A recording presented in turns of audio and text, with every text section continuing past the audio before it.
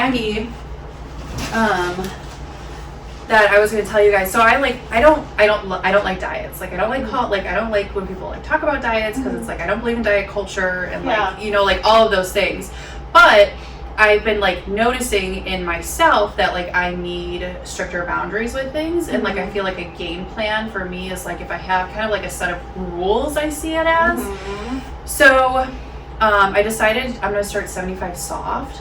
So have you heard of 75 hard? No. Okay, so 75 hard, it's like this whole book, and it's like these set of guidelines, and for 75 days you follow these rules. If you don't follow them for one day, you start over. Okay. So like, for example, some of the rules is like you drink a gallon of water a day. At 75 hard, you work out, you do 2 45-minute workouts each day, in the morning and at night, and you get one rest day. Okay. I think the diet is like, there's no drinking. And I think the diet there's an actual diet that you follow. But with 75 soft, it's a little bit more flexible on things, but still has those guidelines. So there's no drinking. You pick the diet of your choice, but it says to just eat well. No processed foods, like no fast food, things like that. You're making your meals. You have to read at least 10 pages of a book each day. One workout a day for 45 minutes. The gallon of water. I wrote it down. And then that was it. And so like I felt like that was a good like baseline for me to go off of. Plus I like having a timeline. Like I like having like a beginning and an end, and then being able to like look at the progress, because you're supposed to take like progress photos each day, like, but I'm not going to weigh myself. Like I don't want it to be about that. I want it to be more of like how I feel internally. And so with it, I like added my own rules to it, where I'm not going to look at my phone for the first hour of the day and the last hour of the day each day. I want to work more on like my spiritual journey of things. And so I want the book that I read, like the 10 pages of each day, I want it to be something along the lines of like spiritual health, like holistic health, something along those lines. And then make more of an effort to like have more quality time with like friends and family. Like the people that add to my life, like not just like seeing people because they're my family, but like the chosen people in my life who have that good energy, who like add to my life, things like that. So making more of like that quality time for others that like bring me good energy and make me feel like alive, things like that. So I'm going to start it on Monday. So I'm excited. So like so I'm going to follow like the paleo style, like I hate saying diet, but like just that lifestyle. Yes, that style of eating. So no grains. It says like no beans and no peanuts and no dairy. Which too, I'm starting it on Monday because it aligns with a specific part of my cycle. And because I was like, I didn't want to do it during my menstrual like week, because I was like, that will be miserable. Like it's gonna be hard enough to cut all these things out. So at least then it gives me 3 weeks into it before that again. But that's kind of why I aligned it for Monday. But yeah, I'm excited. I feel like I kind of need that, like, I need those like hard lines sometimes of like, this is the rules, this is how long, this is where we're starting, this is going to be our end, and then I get to see the final progress. Get to like journal how I want to journal each day too. That was my other rule that I had for myself, is to make sure I'm journaling each day, because sometimes I go a few days, and so I want to make a point to have that happen each day. And I think by not using my phone for that hour at the end of the night, instead of scrolling in bed, I'm journaling instead. So yeah, I'm excited for that little adventure. I've had a lot of like friends who have done 75 soft, or they've done like Whole 30, and they've loved it. But they were like, it's not sustainable long term. And which is like most diets aren't. It's like to just give you that fix of what you're looking for, that gratification of losing the weight, and you might feel better. Some of them you feel better, some of them you don't. But then you kind of go back. And so like the way I'm trying to go about this is that I'm just implementing new rituals and routines into my life that are sustainable, but I'm doing it in like a more rigid way, I guess. But I feel like for me that works. I don't feel that what you're saying is rigid. I feel like what you're saying is like more structured with like techniques that are going to help you kind of, keep those guidelines, kind of at the forefront for yourself. Because I think that it depends, you know, of course, on your personality type, but you know, for me, when I do something like Whole30, I go all out, right? Yeah. You know, like I follow each and every rule. Mm-hmm. And I think there's, you know, what I liked about Whole30 is it's only 30 days, Right. because I think more than that, and I would have had a serious issue.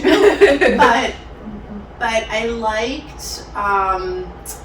liked the challenge of it. I liked the guidelines of it. I liked noticing how I feel differently, but I don't like all the rules, because what I notice for me is like there are certain things where I'm a very strong rule follower, and they're nonsense things where you don't need to be a strong rule follower, right? But I'll just keep kind of putting those boundaries, you know, up, like, oh, nope, can't do that, you know? And so then what I notice is this other part of me, you know, says this doesn't feel healthy. This feels like you're approaching it, you know, like a job or, you know, like a prison sentence in some way. And so for me, it's always kind of this, you know, struggle of finding what's going to work well. So I kind of started doing something not similar to what you're doing, but just a change. I think I started at beginning of February, where I decided to cut out alcohol and cut out sugar. And it's been going really, really well. And what I'm noticing is now, like, every once in a while, I will do something. So like I had gone to a show with someone, and we had gone to dinner before, and I had, you know, a little bit of like the key lime pie that she ordered, right? Which at first, you know, that rule kind of came up for me, like you said, you're not doing sugar, why are you doing it? You don't need this. But then I'm like, no, I'm out in downtown Chicago. I'm going to see Ali Wong, who I absolutely love. Oh, I love that. That's so exciting. Yeah. And you know, and I'm like, and I'm just gonna enjoy myself, you know, and so like that felt so good, because I think, you know, at another time in my life I would have been like, nope, absolutely not, you cannot have that key lime pie. And so like I hear you where you say like I don't want it to be these like very strict rules, and you're right, like it probably shouldn't be these strict rules, because that makes us so unhappy, but you know, having structure I think is helpful, because I'm sure we all have like a routine that's very structured for us that helps us feel like we take good care of ourselves, you know, like every morning, you know, when I wake up, I do yoga, right? And I have my tea, and that's kind of the start of my morning. And, you know, is that a rule? I guess it is a rule, but I just don't see it as a rule, because I've started to love yoga so much that I feel like this is how I take care of myself. This feels so good for me. It's having that like shift in your mindset that makes it enjoyable. That's like why I feel like a lot of like different things, people just do whatever workout plan they see online or diet that they see online, and it's not something that they enjoy. It's not something that makes them happy or feel satisfied. So then it becomes that prison sentence. It feels just uncomfortable. It's like, we don't enjoy this, so at the end of the 30 days I'm done with that, we're not doing it again. But when you find those things that you are passionate about and do enjoy, then it completely changes it. Now it's like, I'm happy to do this when I wake up. Yeah, some days it may be hard, some days I may be more tired, but I can still get up and do it. And that's why like I implemented a couple of my own things into it, or kind of like tweaked some of the rules, because it's like that's where I find my passion, and I know that it'll give me the motivation to continue doing it for however long. Yeah, I think that's really the important distinction, is making it work for you, because otherwise it does feel so stifling. And to be really honest, I really feel that the diet culture itself is so stifling, because it's based on these, you know, very kind of antiquated, right, guidelines of how a woman should look and what's attractive for a woman's body and what's supposedly healthy for a woman's body, and you know, and a lot of it isn't even, you know, scientifically accurate. And yet, you know, like this information continues to get passed on in so many different ways, or really even in so many different forms. You know, there's so many times I open up Instagram and I think, oh my God, really? Is that what I'm supposed to look like? Right. You know, and it feels overwhelming. And then, you know, and then that rigid part of my brain turns on and goes, well, you can do that. Like, that's what you looked like a year ago. That's what you looked like 5 years ago, Right. whatever the picture looks like. That's what Nancy at the gym looks like. Exactly. And you know, but for me it's not so much Nancy at the gym, it's remembering like I was that size, right? And so then I say to myself, why can't you be that size now? And I'm like, oh, I know why, because I don't want to be miserable. Right. And constantly thinking about, oh my God, I had a good weekend, I ate so good, well, I better buckle down during the week. Isn't that terrible? That's where our mind goes right away. Yeah. It's like, how many times do you have a conversation with somebody after the weekend, especially, or a holiday, and you're like, how was your holiday? Oh, I just ate so much. Like, I had so much to eat. Right. It is, and that's like where everyone's mind goes immediately. So like I have like you talking about that made me think of like one of my several past lives when I was like 18, 19. I trained in, so there's like bodybuilding, and then for women there's bikini competitions. And so I did that. Oh wow, and I didn't know that. Yeah, I was in incredible shape. Like the leanest, like least amount of body fat you could have on you. Like wow. But I was miserable. So like I was the girl on social media that people were like, wow, you look amazing. Like, what are you doing? I'm eating a tablespoon of peanut butter a day. And yes, like I'm having tilapia 5 meals a day with like asparagus or broccoli. Like painful. Yes, awful. Like, and so it's like just because someone looks a certain way, it does not mean that they feel good. So it's like, at what point do you decide, I want to just feel good? I don't want to do this to look a certain way. Sure, losing weight may be a pro, but at the end of the day, I'm doing this because I want to feel good. And I think that's the switch people have to make in their brains, is not that I want to look like Nancy from the gym, but I just want to feel good in my body, wake up, have energy. Like, I mean, I was like up at like 4 a.m. like on the Stairmaster, and then I would like eat my egg whites and oats and peanut butter. Like, it was terrible, but I looked great. Like, but the worst part of that is like, yes, you look great on the outside, you feel terrible on the inside, and here's where I feel like, you know, add insult to injury, is everyone in your world is telling you how great you look. Right. So it's such a like reinforcement. Yeah. Of, oh my God, I gotta keep doing this. Yes. I guess obviously it's working. I mean, people are asking me for advice. Yes. What are you doing? You look so good. Yes. And then it like was finally one day, my dad was like I knew I was reaching like my breaking point, and my dad was like, I don't think you look good. He's like, I don't mean to be mean. He goes, but you look sick. He's like, I can tell that you just like are not you. You like, your personality is gone, your emotion is gone. He's like, I don't think, like, that's not my daughter. And then finally like clicked in my head and was like, no, I'm miserable. Like, this is terrible. Like, what am I doing this for? And like, but it's hard because especially as a teenager with social media, I'm comparing myself to other girls online, and you know, I know everyone says it's their best angle, it's edited, it's this and that, but when you're just scrolling, as like many people just mindlessly scroll, it's that image. You don't even have to like think about it in the moment, but then later on it comes back up in your mind. But that's what's telling you what's attractive. You know? Right, like exactly, that too. Because you don't, I mean, you do, I think now you do see much more variety of different body types for women, which I love. And they have, you know, plus model campaigns, and, you know, so you're starting to see a little bit of that shift. However, when you talk to people, you hear how they think a woman should look and what they find attractive or not attractive, and they always attack a woman's body. Yes. You know, it doesn't matter how beautiful you are on the inside, it doesn't matter how smart you are, it doesn't matter how creative you are, it doesn't matter how kind or empathic you are. What matters is she's pretty. And what does pretty mean? She's thin. Yeah.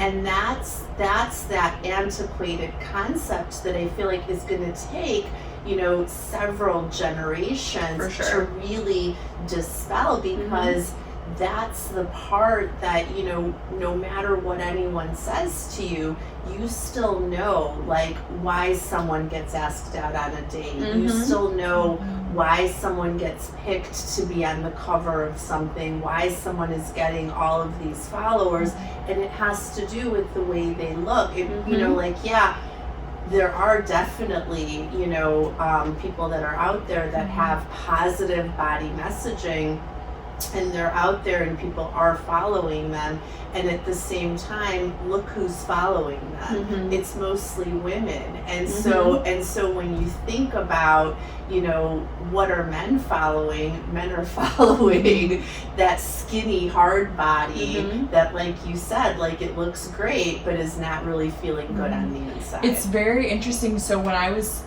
obese my entire life until I was 17, like, and at that time I lost about, like, between, like, 60 and 70 pounds within a year. Oh, wow. And my experience in the world was different. Strangers treated me differently. Like, people suddenly wanted to, like, talk to me at the grocery store. Cashiers just, like strangers would strike up conversations, and that wasn't necessarily, like, the case before. And you know what kills me is, So like, people will be like, interesting. oh, it's your confidence. It's like, Yeah. no, it's not my, Yeah. No no, way. it's not my confidence. It's not the way I'm carrying myself. You It's, see a package, Yes. and you say, I Yeah. want to talk to that Uh-huh. package because it Absolutely. fits all the check boxes Yep. in my mind of what I consider pretty. yes. Mhm. Yeah, absolutely. Yeah, so it was a really interesting shift that happened, and, you know, I was aware of it, and it was happening in the moment, and you know, I didn't know what to make of it, but I definitely noticed it. Well, and I think that's, like, why, like, Maggie and I have talked about this, like, dating culture now. Like, it's all online. It's all just apps. And it's all just, like, who's the prettiest one? It's like, so you're swiping because you find them initially attractive. They're swiping, and then you have 30 plus matches or whatever. Yeah. And it's like, how do you make an impression? You can't, because we're all, can't. like, it's impossible. Well, the thing is, though, we are visual creatures, Sure. right? So I can understand that when I look at that picture of that flower, it's bright, it's colorful, it's beautiful, it piques my interest, Sure. right? And at the same time, it's just a flower on a picture. I have no idea what it really looks like in real life, and what it feels like in real life, and what it would be like to engage with it in real life. And that's the part when you guys talk about, you know, like, these dating apps, you know, that is what it is. Like, you're just looking at a picture, and that's the whole story you're getting. Right. And what's sad about it is, if you don't have the right picture, you're not going to get a chance for them to get to know you. Right. But if you do have the right picture, they're going to get to know you, and they're going to give you that chance. And maybe you have a great personality, or maybe you don't. Who knows? Because that's so individual. Right. But the reality is that all that you're going on is just a picture. Just appearance. That's it. Yeah. But, you know, and it's a hard thing to dispel, because we are so visual, and that's Sure. the very first thing you see is how someone looks. And so how do you start getting past that messaging of like, okay, I see the picture, I get the picture, I like the picture, but that's all it is. It's just Right. a picture, and I need to really engage with that person to feel like, do I want to spend time with this person? Are they trustworthy? Can we be friends? Can we Right. connect? Can it be real beyond, like, just that picture? Right, but for someone, like, just as if it's on social media or in public, it all has to fit these boxes. And certain appearances, I'm sure, do way better than other appearances. And that's, like, what's so just, like, frustrating and overwhelming about the entire experience. It's like, you don't even, like, there's no chance of the personality. Like, it's all just so, like just, what's the word I'm looking for? Superficial. Yeah, Yes. superficial. Yeah, and I do think, though, and on a positive note, I think that the image of, like, what is attractive has been broadened. Like, For I sure. think that in the last couple years, I think, like you, Sophia mentioned with the plus size models, I think there is a shift happening. Yeah. And we're not where we need to be, but I do think that it's heading in the right direction, which is For sure. Which Yeah. is hopeful, and Mhm. you know, and the hope is it continues, right? Because the reality is, like, we all have, you know, very different DNA. You know, like, Mhm. yes, you know, like, we're humans, so our DNA is similar in some ways. But look, like, we have different parents, different genes, different body types. And so that's so important to consider that not everyone can look that way. And the other part is, like, those people that are killing themselves trying to get there, whether Mhm. it's through diet or exercise or starving themselves or plastic surgery or whatever it is. And so it's, you know, yes, the shift is happening. It's just happening very slowly. Yeah. But what I do love about kind of this younger generation is they're becoming much more body positive. Yeah. And that I feel like is super hopeful, because you're hearing how they're prioritizing their self-care. You're Yes. hearing how they're prioritizing, like, the food we eat. Mhm. I mean, Maggie, you and I have had endless conversations about food and teas and Yes. how these things, you know, really fuel your body differently, right? And what the right nutrition can do. Mhm. And many younger people too are so much more, like, eco-conscious too. Yeah. And so a lot of that is starting to make those slight, you know, shifts. Mhm. And so the hope would be, right, that that just continues, and that maybe that these younger generations really influence more the older generations, Yeah. because that's where you get more of that fixed mindset versus that learner mindset, Right. you know, that wants to be like, well, like, does this really make sense? You know, just because it's always been done the same way. Right. Yeah, and I actually will find to that point, I'll find myself, you know, asking, you know, family members, like, please don't make these type of comments or something at the Yes, Thanksgiving I love table. that. Like, I Yeah. don't want to be told, like, Yeah. oh, we need to walk this off after the meal or something. Right. Like, it can Or already that's all you're be- gonna eat. Why aren't you Right. eating? Why aren't Yes. you hungry? Like, it's like no matter what. Like, why are we talking about what other people are eating, Right. like, at the table, you know, Right. during these meals? So I think, like, those sort of conversations are happening now because social media has its negatives, but it also is opening up this conversation and For giving sure. people suggestions on, like, how you can make yourself more comfortable and how you Yes. can, like, set boundaries to the people around you and ask for what you need. Yeah. I feel like Yeah. TikTok has been like so huge for me in so many ways, because I've like, it's expanded like my like knowledge of different things or things I've never heard of before. And it's because it's just those quick like short videos. And so when it first came out, I was like, wow, like I've never like thought about that perspective or heard this term used before or whatever. And then I do my own research and spend time doing it. So I mean, the negative side is that we could all watch these videos all day and get told all kinds of different things, and Sure. we don't know what, you know, taking it at its face value. But That's the extreme side. the extreme But the side, but the positive positive side is that it can really open you up. You just have to be willing to be open, and you have to be willing to hear those messages and take a further look into it. But yeah, there's so many different, and I think too, those perspectives change based on where you live, where you grew up, Yeah. if you live in the city or the suburbs, because me and another girl, same age as me, same like maybe like divorced, 2 kids, same situation. She could live in middle of nowhere, Alabama, and I live here, and we have very different lives still, even though we're very similar, and we're gonna view things through different lenses. But there's something to learn from that. There's always something that we can be learning, and that's why I really enjoy social media for that aspect, just because I can see your perspective. I may not agree with it, Yeah. or I may not like take that on, Yeah. but I hear you and I understand why you have that perspective. And it's something that I think a lot of people should take into their day to day, because I feel like a lot of people have this mindset of, well, this is how I feel, this is what it is, and that's just what it is. And it's like, but I want to hear you. Like, I may not agree with you, but I want to hear you, and it opens my thought process to other things then too.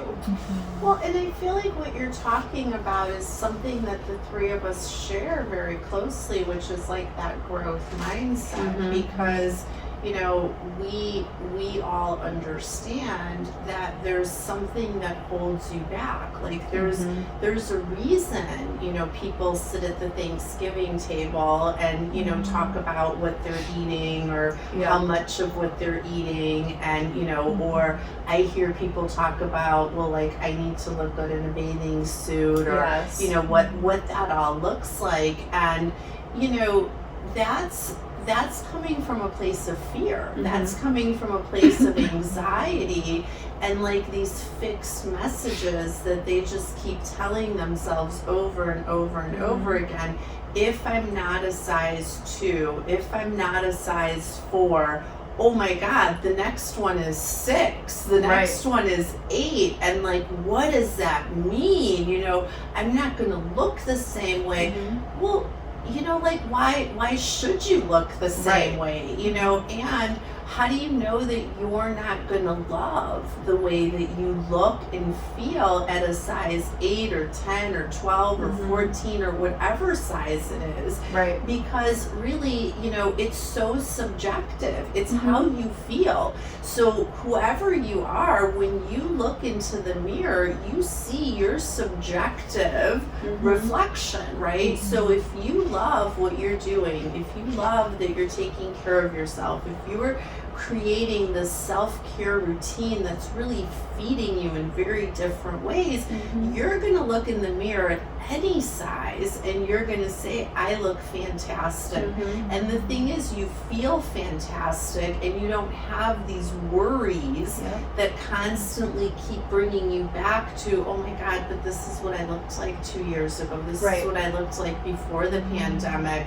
You know? And you looked that way, but you weren't happy then either. I wasn't. So, you know, you have to like take that in consideration. It's like, yeah, I love looking at that picture of me and how I may have looked, but I know even then I still wasn't happy and I still hated my body and I still wanted to see changes. For sure. You're absolutely right. Like, you were not ever satisfied until you got to that point of really coming at it from within, and really being able to look at the mirror and see the person that you love and appreciate and, you know, and really connect with is like, hey, I know who you are. Like, I've been waiting to meet you for a really long time, and I'm so glad I did, because it feels incredibly different. And the confidence that comes with it, like that's real confidence. That's not that fake self that we put out to everyone, you know, so that everyone's like, oh, they look so great. It's like our ego self kind of takes over when, you know, like we get in like really good toned shape and like lose all this weight. It's our ego that takes over.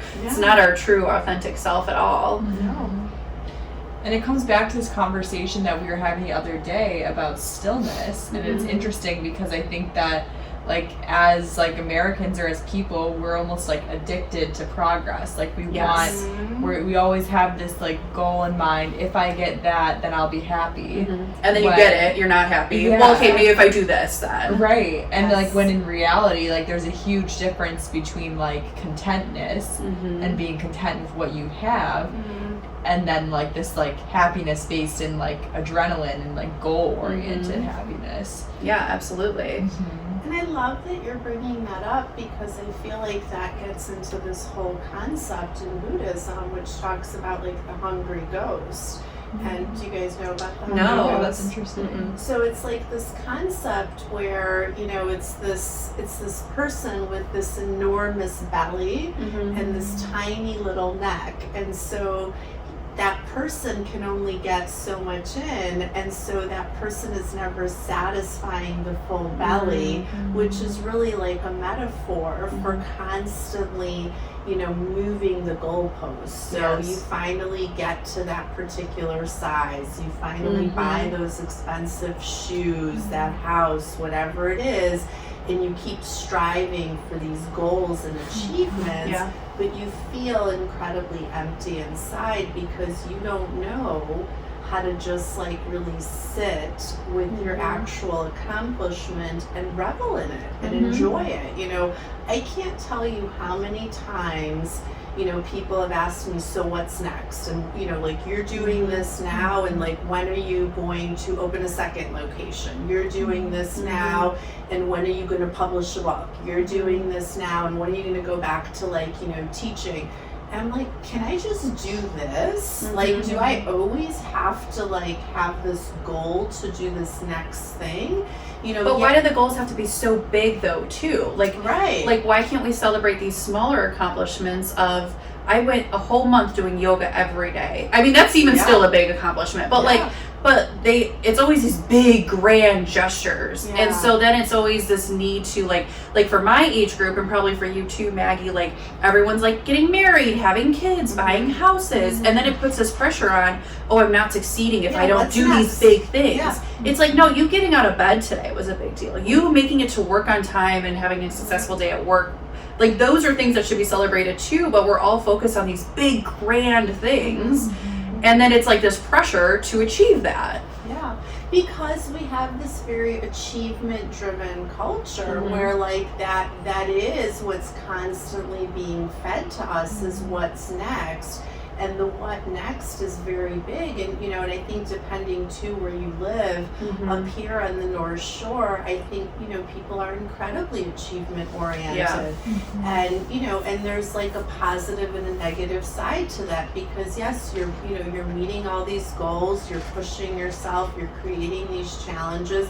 And that does feel good. I'm not going to kid you. It does feel good. Sure. Because you constantly keep, you know, challenging and, you know, really using your brain in a different way. But at the same time, there's no balance to that on the other side. Right. And the balance on the other side is, it's just like a really good achievement. Like you said, to make yourself a delicious and nutritious lunch. And to sit down quietly and light a candle and just enjoy your lunch without answering 150 emails at the same time.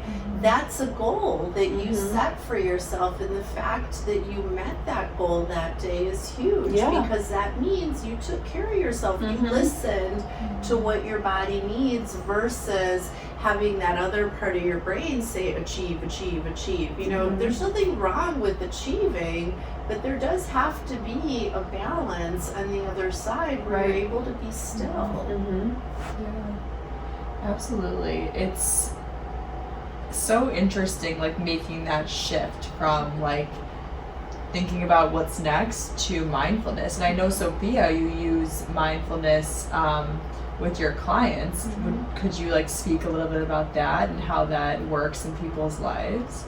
Yeah, of course. So, you know, with the people that I work with, we talk a lot about just first creating awareness, right? So just recognizing what's causing you to do this particular behavior. And so just initially in the beginning, making those connections in the moment. So for example, you know, I'm at Starbucks and I'm late, and there are like 20 middle schoolers in front of me, and I realize I'm going to be late to my meeting, and realizing that frustration that comes up, right? And so instead of, you know, reacting in a particular way, or maybe leaving and, you know, just going to my meeting, just first catching it, right? Catching it and saying, oh, you're frustrated because you didn't schedule, you know, yourself well today. And now you only had 5 minutes for coffee, but there's a big line which you have no control over. And so you have a choice here. You can react, or you can just connect, catch it, label it, breathe, and bring yourself back into the moment. And whatever you decide to do, whether you decide to stay in that line or leave, that part's irrelevant. What matters is creating that awareness in the moment. And so by creating awareness, we start to slow things down so that we're much more conscious of what's happening, and then conscientious about what we choose to do. So you can choose to use the actual skill of catch it, label it, breathe, and come back into the moment, which does relax you. Or you can choose to react or have that angry thought in your head. You know, like those are all your choices. but it is really realizing that every time you do something, you have a choice, positive or negative, whatever the consequences, taking it back to yourself and recognizing I have choices in how I react. That some things are just out of my control, and that's okay. But what's in my control is how I'm going to move forward from this. Am I going to let this moment ruin my day? Yeah. And that's the other part of it too, is then catching it, because those thoughts tend to creep in. And again, it's really catching it and recognizing, okay, I can continue to have this negative conversation in my head. That's completely a choice. Or I can catch it, label it, breathe, and bring myself back into the present moment and connect in a conversation, connect in the activity that I'm doing, whether it's washing dishes or, you know, reading a book. It really doesn't matter, but it really allows you to have this tool to keep grounding yourself, really essentially is what it does over time, and to really decide, like, which tool do I want to choose, and realizing how much of a choice it is. Yeah. I think that's such a tool that you can be used every day, multiple times throughout the day. For sure. One that, like, my therapist taught me when I first started working with her. She does ACT-based therapy. And so one of the things was with, like, ruminating thoughts, or like having this, like, checklist of, like, things, like all these things we have to do through the day, and it's like consuming and stuff like that. And she calls it leaves on a stream. And so it's, like, really good for people who, like, do well visually. I'm, like, a visual learner, so it works well for me. But in this, like, meditation, I would just sit there, close my eyes. I mean, it takes like a whole 30 seconds to do. I sometimes do it like the grocery store if I'm feeling overwhelmed or whatever it may be, standing in line, whatever. And I just visualize the stream, like going down the creek, and there's a bunch of trees around and leaves falling down. And I'm labeling each thought I'm having or feeling, putting it on a leaf, each its own leaf, and letting it go down the stream. And just that, it's like, it's like that, like, connection back, and I can just feel like I can take a breath. It's like I let it go. It's gone. It's off of my plate. Like, yes, these are all still things I have to do, but it's not taking up that space in my brain anymore, and I can kind of just move forward with a little bit more, like, peace, a little bit more calmness. It's interesting how well visualizations work. Yes. Nature for me, especially nature for me. Yes. Yeah, I agree. It's amazing. Yeah. It is amazing. Do you want to talk about it a little bit? How they work for you? So for me, I just have this one particular picture in my mind that I go to that sort of, you know, takes me out of the moment, reminds me that whatever I'm feeling or going through in that moment is just something, you know, on my path, and that it's gonna pass. And you know, it's like I have a particular visualization that's like sacred and special to me, and so it's like for me to have that, it's very comforting.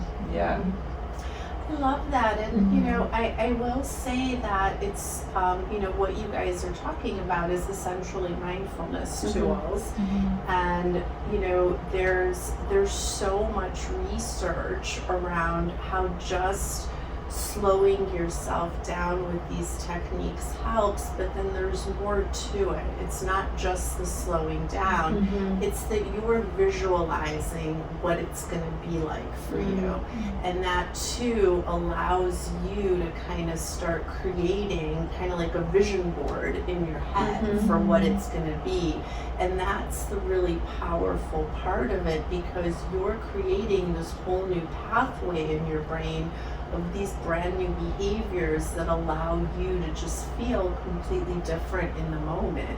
And that's why they work. I mean, there are tons of great things like you know, you can do scripts for visualizations. They can be guided, where you can listen to them. You know, you can just visualize them yourself without any kind of script.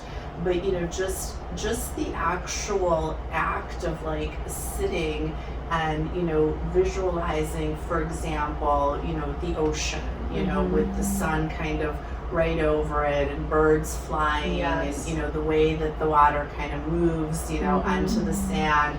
Like, if you just sat for a moment and visualize the ocean from memory, you will notice that within a few minutes, like, your blood pressure tends to go down. You tend to feel different, and that difference is very much on a physical level, but it's also psychological, because the body and the brain are really one.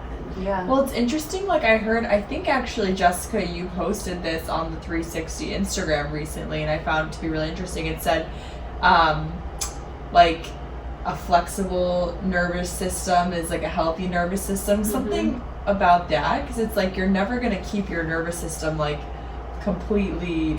Yeah, the people, like, everyone wants this unactivated, like calm nervous system. Yeah. And it's like, I think we need to change that language because it's impossible. Like, we need to have a flexible nervous system that like, there's going to be crisis. So there's going to be things that happen.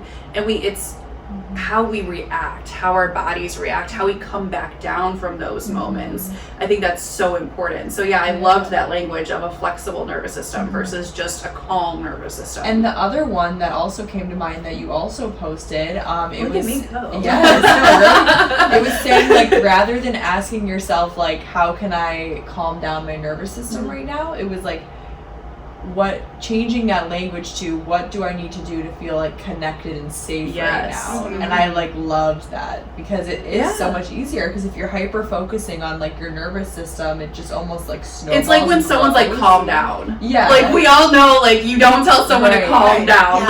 Like, so like, how can you tell yourself, okay, I need to just calm my body? Like, I Yeah. can't. What do I need right now? What is going to make me feel safe? What's going to make me feel like present in this moment? Yeah, and so, yeah, I really enjoyed that language, that switch in language, I should say. So, to kind of like end it, I was thinking if we could talk about maybe like a ritual we've started doing or want to start doing in our day-to-day life, whether maybe something very small, just like a different supplement you're going to be taking, a new meal that you're looking forward to trying this week, or something that you have like started doing. Do you have anything that comes to mind? Yeah, I think for me, well, this is interesting, and this is kind of random, but my acupuncturist recently told me that he recommended I make the switch from warming teas to cooling foods and teas. I've always been told I need, from like a Chinese medicine perspective, to eat warming foods. And he explained that really, like, I should be eating cooling foods. So I'm switching to like peppermint and chamomile teas rather than like ginger, turmeric, like cinnamon things, which I always was drawn towards because they do give you that like instant energy a little bit, but then it's almost like over time it's like too much heat in the body, and then that will later need to be released. So how does he determine that? Just like where he's like the needle placement and things like that, like what your body is telling him at that moment. Yeah, like he listens to like the symptoms that I'm having. I've given him like an extensive like medical history. Yeah, it's interesting. He actually feels for like muscle tone. Okay. So and like we'll feel where like energy is like been stagnated, and I am not like a Chinese medicine practitioner, so I may be using the incorrect terminology. Take it loosely. Take what you hear loosely. From a patient, this is what I'm observing. Yeah, and then I would say for me, like how I talked about the 75 Soft that I'm going to start on Monday and kind of spend my weekend mentally preparing, kind of creating some recipes that I'm able to do. I signed up for like a meal service to kind of assist with that, because it can be hard with creating meals around the kids and stuff, and so they're both very picky eaters, so that can be hard. So I started a meal service for myself, and I can make the meals, and so I'm excited for that. What about you, Sophia? Yeah, I've decided I'm going to start journaling again. I've actually put that on pause for a while, and I was listening a couple weeks ago to an episode on Chelsea Handler, and someone was talking about gratitude and gratitude journaling, and it just reminded me that I used to do that all the time and how much I loved it. So I've made an intention to start doing it actually this weekend, because I just got myself a little journal. So yeah. Yes, we love journaling. I love being able to look back at my old old things, and you can just see the growth right in front of you.